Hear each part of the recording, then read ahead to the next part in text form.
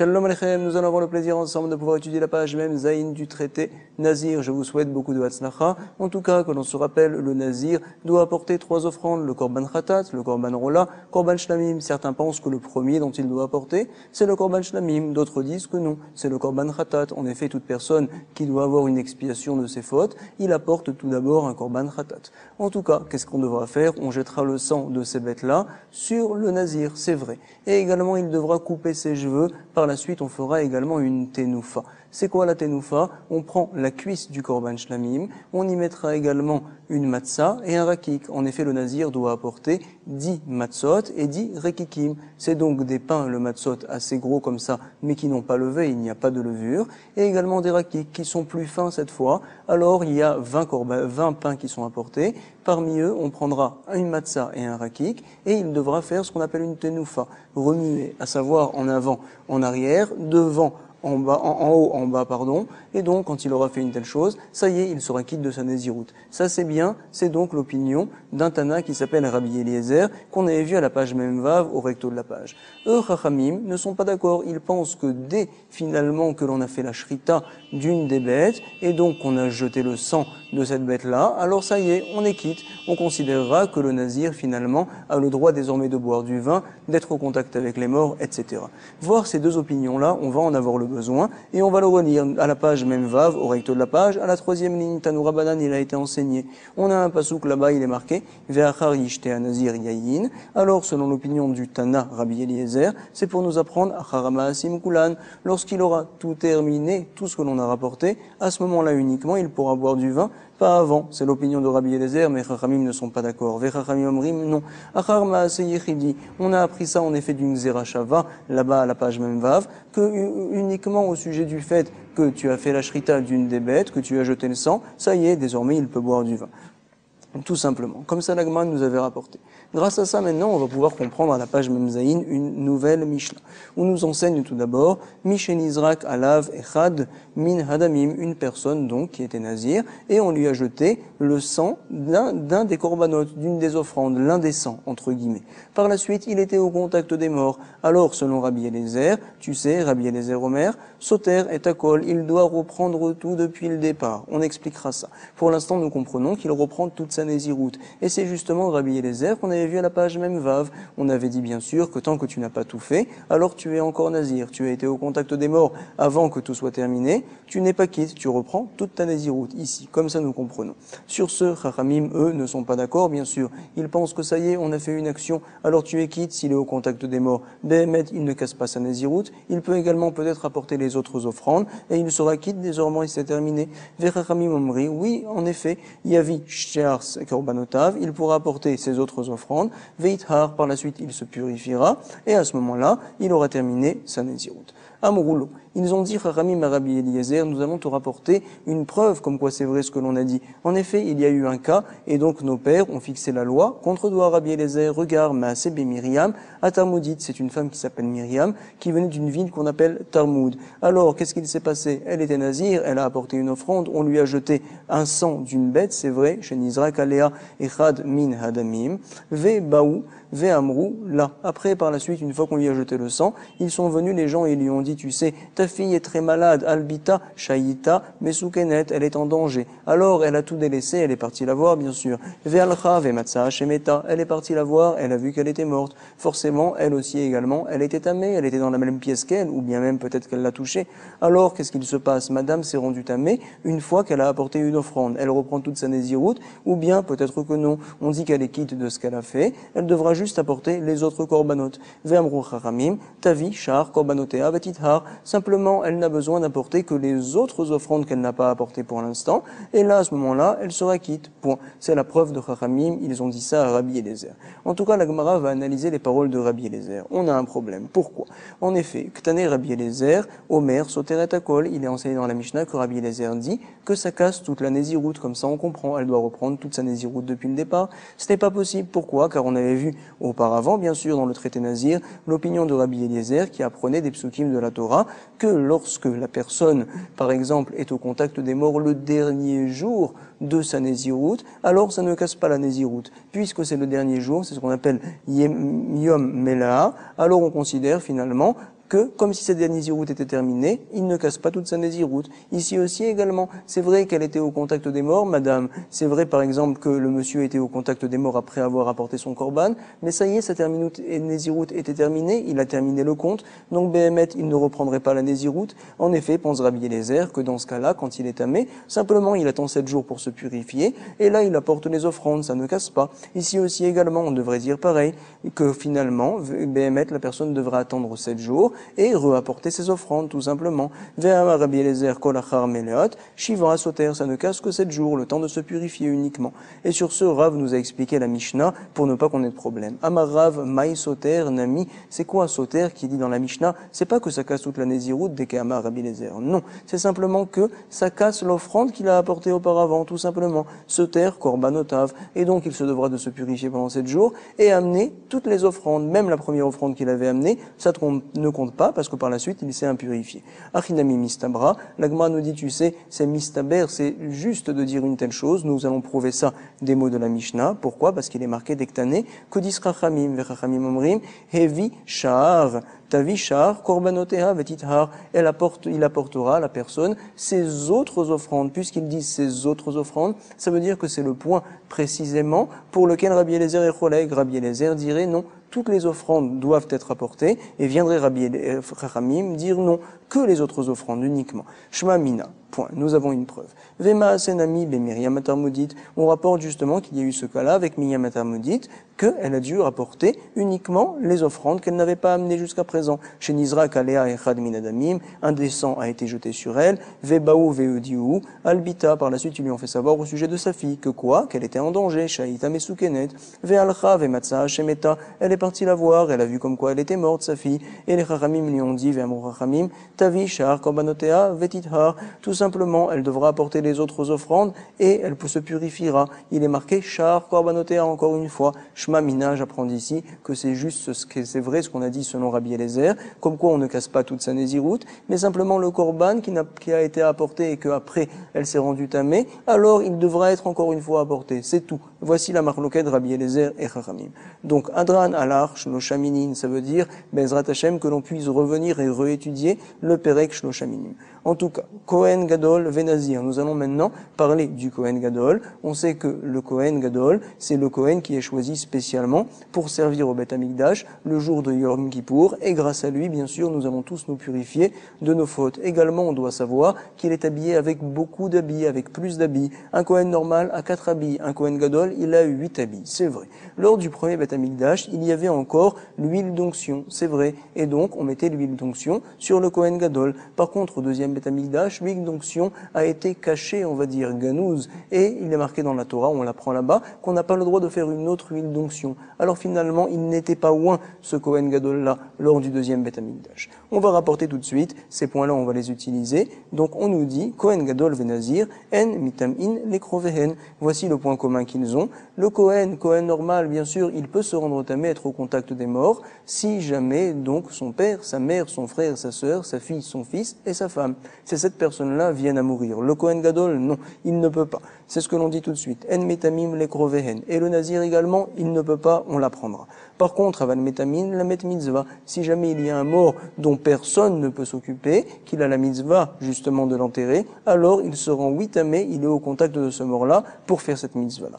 Hayum e'anchin baderet. Si jamais il marchait donc sur un grand chemin, par exemple, il n'y avait personne, ils ont trouvé un met mitzvah, un mort dont personne ne pouvait s'en occuper. Vematsu met mitzvah. Qui c'est qui va être au contact du mort, qui va se rendre tamé? Le Kohen Gadol ou le Nazir? Deux opinions. Rabbi Eliezer Omer, Mietamé, Kohen Gadol, c'est le Kohen Gadol qui va être au contact du mort, et pas le Nazir, Ve'alitma Nazir. Pourquoi? On va voir tout de suite. Chachamim, qu'est-ce qu'il pense? Chachamim Omrim, à l'inverse, c'est le Nazir qui va être tamé, Yitma Nazir, Ve'alitma Kohen Hediot. Et donc, pense Chachamim, même un Kohen simple, pas un Kohen Gadol, alors il passe avant le Nazir, c'est le Nazir qui va se rendre tamé. Comme ça, pense Chachamim. Amar lahem Rabbi Eliezer, que pense donc chacun? On va le voir tout de suite. Rabbi Eliezer, il leur a dit, Yitma Kohen, chez Nomevi Korban, Altuma mato. Moi, je pense que c'est le Kohen et même le Kohen Gadol qui va se rendre tamé pour aller enterrer le Met Mitzvah. Pourquoi la sainteté du Nazir est apparemment plus importante? On sait que le Nazir, en effet, quand il est tamé, quand il est au contact des morts, il doit apporter une offrande. Donc on voit que Béhémet, sa sainteté est plus importante. Le Kohen Gadol, lui, n'a pas d'offrande à apporter. Le Kohen Idiot également. Ve'alitma Nazir, chez Umevi, Korban Atul Mato, il apporte une offrande quand il s'est rendu Thomas. Sur ce, vont dire Chachamim et Rabbi Eliezer, on n'est pas d'accord à Mroulo. Yitma Nazir, tu sais, c'est le Nazir qui va se rendre tamé. Pourquoi? Sa sainteté est moins importante. En effet, sa sainteté n'est pas éternelle. Shen, Kedushato, Kedushat Olam. Et par contre, Ve'al Yitma Kohen, le Kohen, lui, sa sainteté, elle est pour toujours. Alors il ne se rendra pas tamé, il faut qu'il la garde chez Kedushato, Kedushat Olam, jusqu'à 120 ans. Le Nazir, par contre, au bout de 30 jours, par exemple, ça y est, c'est terminé. Point. L'Agma nous rapporte maintenant.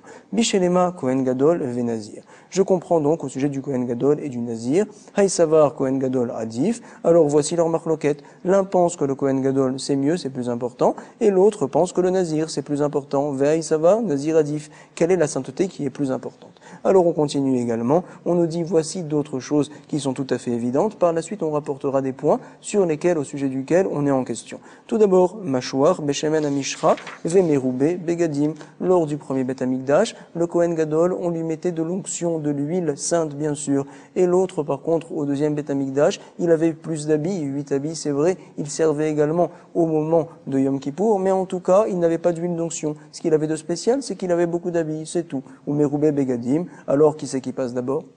C'est bien sûr le Mashouar Beshemen Amishra, il a plus de sainteté, donc Mashouar Beshemen Amishra, Adif. Pourquoi? Deilou Mashouar Beshemen Amishra, mais vit par Abba, Alkol, Amitzvot. On sait bien sûr que quand tout le Ham Israël ou la plupart du peuple d'Israël a fait une faute parce que le Beth Din, le tribunal, a dit c'est permis, alors dans ce cas-là, qu'est-ce que l'on fait? On apporte une bête en tant qu'offrande, en tant que korban, pour pardonner tout le peuple. C'est vrai. Et également, la Torah nous a dit, tu sais, le Kohen Gadol, quand il a dit qu'une chose était permise, par la suite on a vu que c'était faux, alors lui, Béhémet, il a fait la Avera, le Kohen Gadol, alors il doit apporter pour lui-même une offrande. Du fait que ce din-là est le même pour tout le peuple d'Israël et le Kohen Gadol, ça veut dire quelque part que le Kohen Gadol dont on parle ici, alors il a une importance presque comme tout le Ham Israël apparemment. De quel Kohen Gadol on parle? Uniquement de celui qui a l'onction sainte, le Mashouar Beshemen Amishra. Ça veut dire qu'il est plus important que le Meroubé Begadim. Le Meroubé Begadim, il n'a pas de korban à apporter, même s'il a fait cette Avera-là. On le lit tout de suite. Deilou Mashouar Beshemen Amishra, mais vipar à Baal Kol HaMitzvot. Il apporte une part, donc une vache, donc c'est un bœuf plus précisément. Alba Kol HaMitzvot, c'est une bête qu'on apporte lorsqu'on a fait une Avera sur toutes les mitzvot, sur toutes les interdictions de la Torah. Veilou Meroubé Begadin en Mevi. Par contre, celui qui a les habits et qui n'a pas l'huile d'onction n'apporte pas. Point. Mashouar Shehavar ou Meroubé Begadim, maintenant. Nous allons parler d'un Kohen Gadol dont on avait mis l'huile d'onction, c'est vrai, mais ça y est, il a été retiré de ses fonctions, par exemple, pour n'importe quelle raison. En tout cas, il y a à côté un autre Kohen qui est en train de servir, c'est vrai, mais lui, ce Kohen Gadol-là, alors on lui a pas mis l'huile d'onction, Meroubé Begadim. Les deux, donc finalement, ils doivent se rendre tamés pour un mort. C'est qui va se rendre tamé? Alors on nous dit, Meroubé Begadim, Adif, des Meroubé Begadim, Avid Avoda. Il est plus important celui qui a beaucoup d'habits. C'est vrai. Pourquoi? Parce qu'il sert maintenant au Beth Amikdash, tandis que l'autre, ça y est, il a été retiré. Des Meroubé Begadim, Avid Avoda. Par contre, Veilou Mashouar, chez Avar, celui dont on a mis l'huile d'onction et qu'on a passé, alors il ne sert pas. Lavbar, Avoda, ou. En tout cas, la Gemara va nous dire, tu sais, c'est également évident dans un cas où, Avar Mechamat Kirio, on a deux Kohen Gadol, l'un qui a été repoussé de ses fonctions. Pourquoi? Parce qu'il a eu un cri, à savoir que il a eu une érection et il a eu des pertes de semences. Alors lui, on l'a repoussé bien sûr, jusqu'au soir, il ne peut pas servir. Il y a un autre Kohen, lui, il a été retiré. Pourquoi? Parce qu'il avait un moum, il avait des défauts dans son corps, il ne peut pas servir. Donc c'est ce que l'on dit ici, Avar Mechamat Kirio, Ve Avar Mechamat Mumu. Qui c'est donc qui passe d'abord? C'est qui va être protégé et donc on ne va pas rendre tamé. Avar Mechamat Kirio, Adif, celui qui a eu des pertes de semences, il est plus important. Pourquoi? Parce que lui, il est apte à servir le soir. Deilou Hay, Chazela Avoda, les machar pour demain. Veilou Avar Mechamat Mumu, celui qui a défaut dans son corps, alors non, il n'est pas prêt de servir lo Chazela Avoda. Bon. Voici donc tous les cas qui sont évidents. Maintenant, on se pose une question. Iba Eleu, Mashouach Milchama, Vesgan, on sait bien sûr, il est marqué dans la Torah, qu'il y a un Kohen particulier dont on va oindre d'huile d'onction et donc il s'appelle le Mashouach Milchama. Il est considéré également quelque peu comme un Kohen Gadol. Simplement, il ne sert pas au Beth Amikdash, c'est vrai. Mais en tout cas, il doit renforcer les les troupes lorsqu'ils vont partir en guerre. Et également, il partira avec eux à la guerre. C'est le mashouar milchama, il est très important. Alors si on a un mashouar milchama et on a un remplaçant du Kohen Gadol qui sert au Beth Amikdash, le Kohen Gadol, s'il a un problème, par exemple, si jamais il a une ziva, ça veut dire qu'en fait, il a une perte de semences la veille de Yom Kippour ou pendant Yom Kippour, ça y est, il ne peut pas servir pendant Yom Kippour. Alors, il faut qu'il y ait un remplaçant. Une semaine avant Yom Kippour, on lui choisit un remplaçant.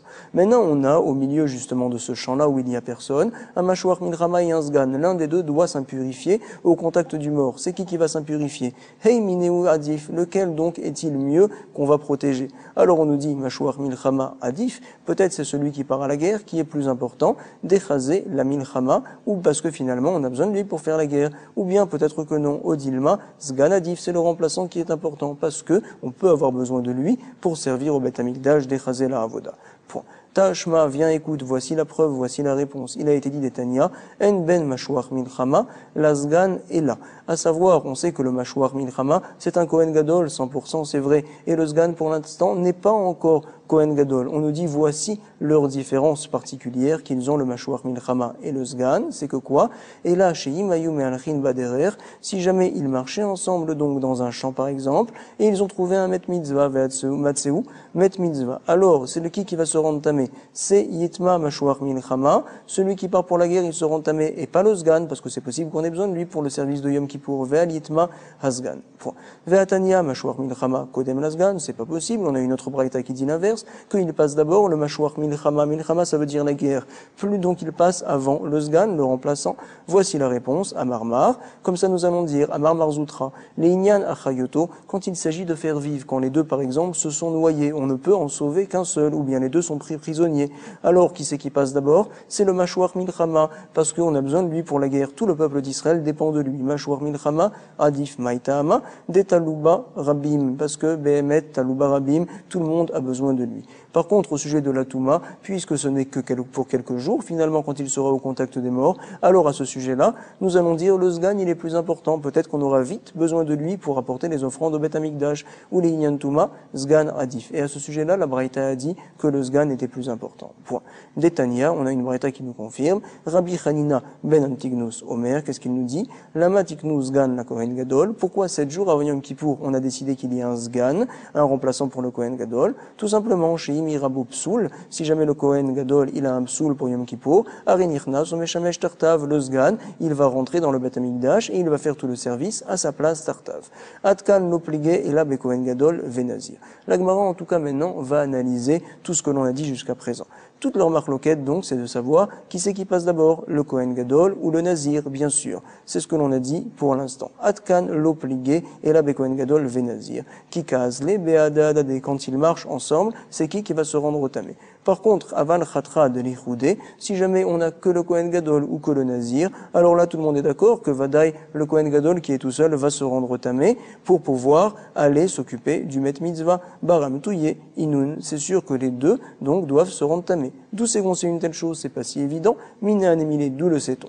D'Etanoura Banan. Et donc on rapporte maintenant une braïta où on va voir clairement que le Kohen Gadol peut être au contact des Met Mitzvah. On le lit tout de suite, d'Etanoura Banan. Alcool, Nefashot Met, Loyavo. On dit, tu sais, le Kohen Gadol n'a pas le droit d'être au contact des Nefashot Met, de tous les gens qui sont morts, Loyavo. Par la suite, il est marqué dans le Passouk, il n'a pas le droit d'être impur pour son père, pour sa mère. En tout cas, la Gemara va nous dire de quelle mort parle-t-on ici. Bamé Akatou Medaber. Si jamais, peut-être voudrais-tu me dire que l'on parle ici des morts dont il n'a rien à voir en fait, il n'y a aucun lien familial. C'est ce qu'on appelle les Rechokim, ceux qui sont loin. Imbe Rechokim. Alors je vais te dire, tu sais, il y a un raisonnement a fortiori, Kalva Chomer, si déjà un simple Kohen qui peut se rendre au tamé, donc lorsque l'on parle du père de la mère, du fils de la fille, du frère de la sœur et de la femme. Quand même, il ne veut pas être au contact des autres morts. À plus forte raison, le Kohen Gadol, qui n'a pas le droit même d'être au contact de son père, de sa mère quand ils sont morts, etc. Vada est que pour les Rechokim, il n'aura pas le droit de s'en occuper, c'est ce que l'on dit tout de suite. Uma Kohen idiot, Shehu mitamel akerovim et no mitamel Rechokim. À plus forte raison, le Kohen Gadol, que lui, on sait très bien, il ne peut pas être au contact de ses proches et no mitamel akerovim, comme on voit du reste dans la suite du Passouk. À plus forte raison qu'il ne pourrait pas être tamé pour s'occuper des rochokim, et nodin chez nomitame la rechokim. Forcément, donc, le pasouk, de quoi parle-t-il? Il parle donc des proches. Et là, Bekirovim, Akatum Medaber, nous sommes obligés de dire ça. D'accord, ça parle des proches, mais attends, la suite du pasouk, on me dit clairement, pour son père et pour sa mère, il ne peut pas être en contact. Ça y est, tu me l'as déjà dit, c'est ce que va dire la Gemara. Ou les aviv, ou des nomitame. Pourquoi c'est marqué son père, il ne pourra pas se rendre tamé? Pour nous dire, tu sais, voici pourquoi c'est en plus. Pour son père, il ne pourra pas être tamé. C'est vrai, mais pour un mort dont personne ne peut s'occuper, oui, il doit le faire. Ou les aviv, ou des nomitame. Hamitame ou les met mitzvah. Point. Nous avons donc vu dans le 7e Pérec des points très importants. Tout d'abord que le Kohen Gadol et le Nazir, alors ils ne peuvent pas se rendre tamé pour les proches, mais par contre pour le Met Mitzvah, oui, ils peuvent le faire et ils se doivent de le faire. Également, nous avons rapporté une marloquette Rabbi Eliezer et Chachamim lorsque l'on a un Kohen Gadol et un Nazir qui sait qui va se rendre tamé. Rabbi Eliezer nous avait dit que c'est le Kohen Gadol et donc Chachamim avait dit non, le Kohen Gadol, sa sainteté elle est pour toujours, c'est le Nazir qui doit se rendre tamé. La Gemara par la suite également nous avait rapporté plusieurs cas lorsqu'on a un mâchoire milchama avec un sgan, etc. Et donc j'espère qu'on a fait une bonne page. Je vous souhaite beaucoup de hatzlacha, une bonne révision. Chazak ou baruch, kol tov.